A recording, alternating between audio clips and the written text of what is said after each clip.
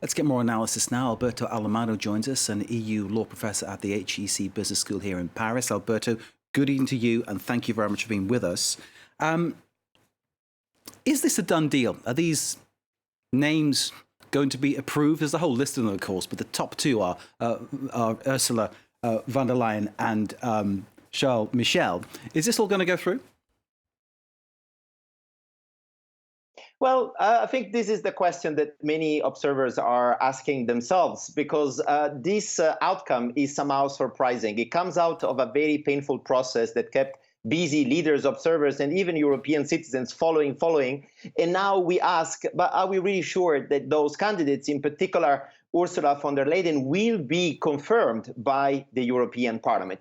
The major resistance against her candidacy might have to do more with the procedure that has been followed to designate her. The fact that no leading candidate, nor the Manfred Weber, the candidate from the same party as Ursula von der Leyen, has been retained, nor the socialist Timmermans have been retained, nor the liberal Margaret Vestager, the candidate for Mr. Macron, have been retained, are today really questioning whether she might be the right candidate and whether the package she comes with will be the right candidate. Well, we're going to know this in 2 weeks. The European Parliament, the new European Parliament that met today, will have to decide whether to give a majority to Ursula von der Leyen and, of course, to the package that follows, that is part of this procedure. I have two major concerns. First of all, the Parliament might say, well, who knows Ursula von der Leyen? She has never been a prime minister, she has never been running for the European Parliament, and she has never been a Spitzenkandidatin. So what's her agenda? What she can bring to the European Commission? She didn't have the chance, unlike the other candidates,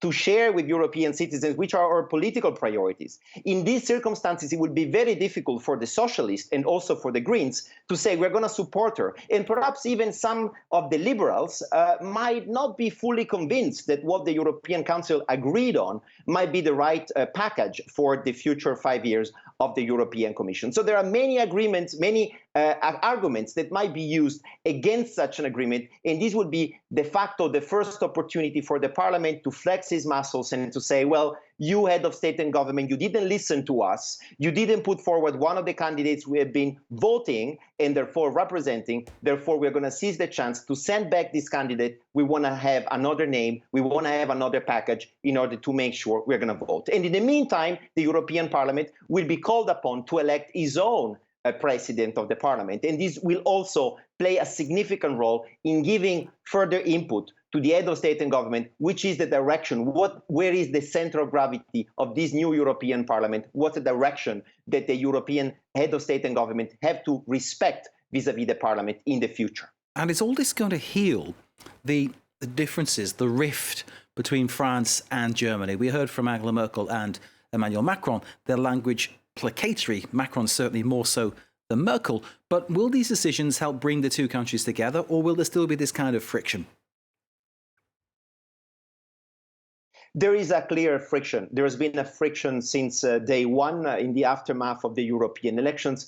Angela Merkel somehow supporting her candidate, her official candidate, Manfred Weber, and Mr. Macron questioning the rules of the game. So they were not speaking the same language. And today, de facto, they both lost because neither the liberals nor the conservatives and the socialists, they really have what they wanted. The reason why Ursula von der Leyen came out today is simply because the Visegrad, notably the country in the Central European countries led by Mr. Orban, said that Ursula von der Leyen could have been a good candidate. She comes from the European Popular Party, certainly, but she's certainly more hawkish. She's certainly less, let's say, strict on the rule of law that has been also representing one of the major dividing lines between the West and the East over the next few months. So the friction between these two countries is there to stay, but it might also be an opportunity for both countries to say, well, let's listen to the European Parliament and let's make some amendments and some adjustments as a result.